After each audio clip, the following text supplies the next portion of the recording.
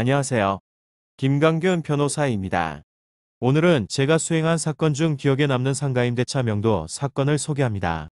상가임대차 관계가 종료되면 임대인은 보증금을 돌려주고 임차인은 상가를 반환해 주어야 합니다. 당연한 일이고 거의 대부분은 문제없이 서로 보증금과 상가를 주고받습니다. 하지만 아직도 기억에 남는 사건이 있습니다. 임대인은 고령이었는데 이 사건으로 심한 정신적 고통을 겪게 되었습니다. 이 사건 때문에 경비업체에 의뢰하여 CCTV를 설치하기도 했습니다. 사안을 정리하면 다음과 같습니다. 고령의 임대인은 보험법률사무소를 방문하였습니다. 자신이 임대인인데 임차인이 아주 골치 아픈 사람이라고 하면서 소송을 당했다고 했습니다. 저도 임차인의 입장이라 임대인이 임차인에 대해 좋지 않은 말을 하는 게 듣기 싫었지만 의뢰인이니 그 사정을 들어보았습니다. 임대인은 임차인에게 약 10년 전 하루만 상가를 임대해 주었고 임대차는 수회에 걸쳐 묵시적으로 갱신되었습니다. 그러던 중 임대인과 임차인 사이에 화장실 관리 문제로 다툼이 생겼고 임차인은 집기류를 남겨둔 채 영업장을 다른 곳으로 이전하였습니다.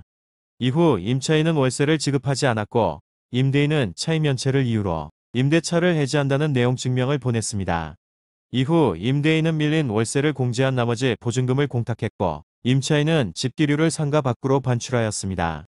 이처럼 임대차 관계는 원만히 마무리된 것으로 보였는데 임차인이 손해배상 소송을 제기했습니다. 그 내용은 자신이 상가에 있는 동안 시설 보수비, 권리금 등의 명목으로 기천만 원을 달라는 것이었습니다. 임대인은 본법률사무소를 소송 대리인으로 선임하여 방어하였고 임차인의 청구는 기각되었습니다. 하지만 임차인은 항소를 했습니다. 항소 과정은 더욱 힘들었습니다. 임차인이 감정적으로 나오기 시작했고 고령의 임대인을 해코지할 듯한 모습을 보였기 때문입니다. 임차인은 이런 위협적인 서면을 재판부에 제출하기도 했습니다. 물론 소송 대리인인 저에게도 위협적인 내용이 있었습니다. 임차인을 협박죄 등으로 고소할까 고민도 했지만 고령의 임대인은 그냥 빨리 마무리하고 싶다고 했습니다. 혹여 고소를 하면 다시 해코지를 당할까 걱정이 되었던 것입니다. 이러한 과정을 거치면서 항소심 판결이 선고되었고 1심 판결은 그대로 유지되었습니다. 변호사 생활이 벌써 10년이 훨씬 넘었는데 이 사건은 지금도 생생합니다. 이런 감정이 섞인 사건을 담당하게 되면 변호사도 감정 소모가 심하고 스트레스를 받습니다. 저의 사무실에도 협박 편지를 팩스로 보내왔으니까요. 수년이 흐른 지금 임대인과 임차인은 어떻게 살고 있는지 궁금합니다.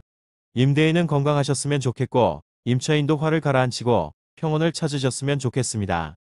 오늘은 상가명도 소송 사례를 소개하였습니다. 관련 내용이 궁금한 분들은 상담 바랍니다. 감사합니다.